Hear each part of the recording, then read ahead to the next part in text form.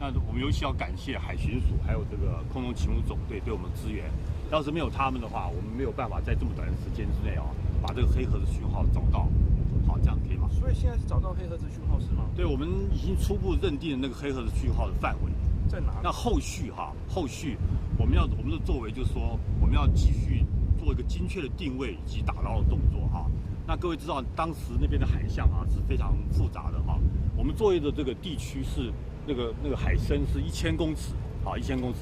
我们在作业的过程中间曾经遭遇10级以上的那个海浪，同时是45海里的这个阵风，所以我们同仁在执行这个作业的时候是冒险在做这个工作那后续因为我们知道这个作业的环境非常艰困嘛，所以我们必须要做一个很缜密的这个作业计划，那同时需要更多的人力、物力跟财力的资源那我们后续会跟相关的单位再做联系希望用最快、最有效的方法来完成我们这个飞机打捞的任务。我们在哪个时间点，在哪个地方发现的时候？因为我们这个作业都是一连串的我们其实您如果那个同意的话，我们事实上是24小时作业，有时候我们深夜都出海。在什么时候、哪个地方发现？我们在这个8号的时候初步发现了这个黑盒子的讯号，然后之后在9号我们就确定这黑盒子的讯号是在这个某一个范围里面。那个因为经纬度是一个比较复杂的地方所以我们就暂时不透露，好不好？离兰屿的海域差不多。好，就大概是在兰屿机场西面2海里的位置。对。那深度呢？深度是大概850米左右，但是现在还是一个初步的资料了，好不好？好，这样回答您的问题吗？谢谢讲话。有吗？下次早点来好。不好意思，因为他们是1点半。好 ，OK， 好，谢谢，好，拜拜。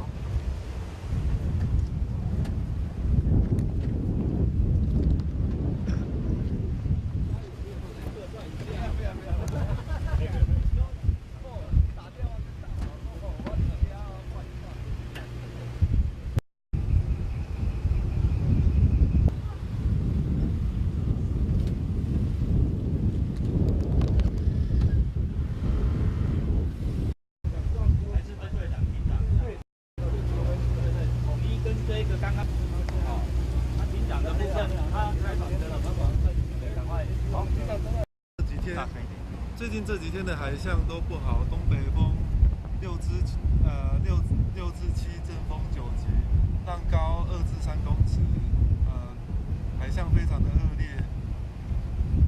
像那个海象这样会影响到那个搜寻那个进度，还是说那个搜寻的状况？都会。这个海象不好，当然一定会有影响到，增加难度就对了。是，甚至还有超过到70、80的风浪级数。对。所以那时候发现的时候，你们没有觉得心情振奋，终于辛苦这么久这样子？是啊，当然有一些消息总是对这个单位对家属都有一些交代。那飞委会他们有提出一个需求，就是需要一艘100吨的艇，以外还有一艘35吨的小艇，做5公里定位式水下的探测。